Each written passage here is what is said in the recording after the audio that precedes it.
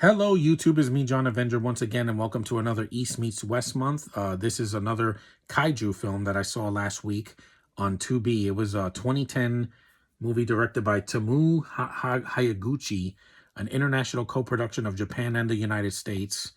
It stars Misato Hirata, Mika Sakuraba, and Ryuki Katoka. Yeah, excuse me, I don't speak Japanese. These names are really hard to pronounce. In the film, a series of military experiments results in the experience of a giant irradiated monster rivaled by a colossal mutant Kappa, an amphibious turtle-like yokai. Death Kappa from 2010. Yeah, I was not a fan of this movie. I gave it the benefit of the doubt, and I wanted it to be, as fun as the Godzilla movies or even the Gamera movies, but it's just, I was not a big fan of it. The third act is the best part of it because they're taking from another source. It's basically a Godzilla fight, but it's stealing. It's very derivative. You have a monster breathing fire. Yeah, I've never seen that before in Gamera and Godzilla, etc. And you have a monster breathing a blue beam out of his mouth. What does that remind you of? Gojira? Yeah, and the film says it uses traditional tokusatsu special effects, which are not the problem. The special effects are not the issue. The editing is. There's a scene in the beginning of the movie. It's two different movies. One, it starts at like a monster movie where the monster, it gets loose and it kills a bunch of young people. But they're shaking the camera so much like this, you can't see what's going on. And I'm like, this isn't the 90s anymore, guys. This isn't the 2000s. This is 2024. Stop shaking the camera in a monster movie. I want to see what's going on. And it's a mixed bag. Like I said, it's just the second half of it becomes a giant kaiju movie where there's another monster attacking the city and they have these really cheap effects, not the suits, but the like dolls and planes on strings. I'm like, what is this, the 1950s? There's a difference between an homage and stealing from. And I'm like, this is just stealing from the Godzilla films. They're trying to be cute, but I'm like, you don't have to have less budget and look ridiculous like a cartoon. It just doesn't work for me. And I'm like, yeah, it says here, they criticize its humor, calling it among the very worst of the kaiju genre. Yeah, it's not funny. This is supposed to be a parody of kaiju films. I didn't laugh. Pacific Rim was better than this.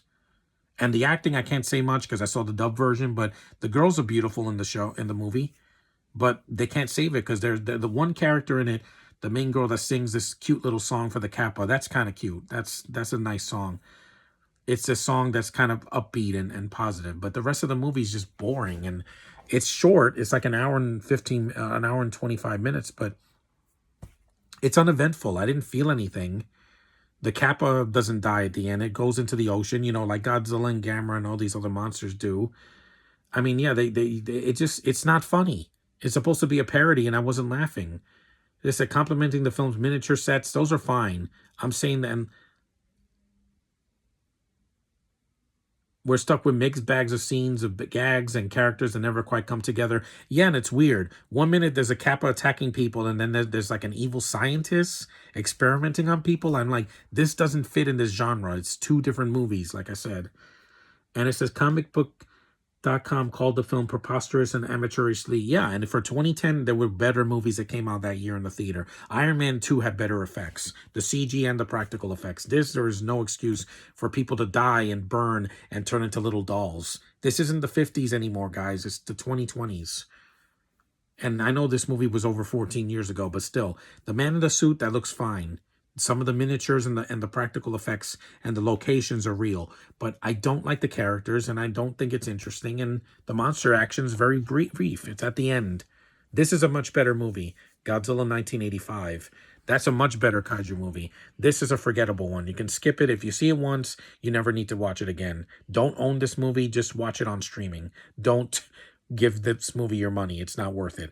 Go wait until Godzilla X Kong comes out on Blu-ray. That's more worth it. That's a much better movie. It gives you what you want. Yes, the human characters kind of suck, but hey, what human characters are interesting nowadays in a monster movie? It's rare. Last time I cared was like maybe Rampage. But anyway, I think the film is just, forgettable. You can watch it once, but I wouldn't recommend buying it. Just see it, stream it, and never talk about it again. But that's all I can say about Death Kappa. It is what it is. Small cast, kind of dull. The monster action is not till the end, and that's just a cop-out. And it doesn't know what it wants to be. It would have been better if it was one movie, not two. But anyway, thanks for watching. Acknowledge me, and I'll see you guys in the next one.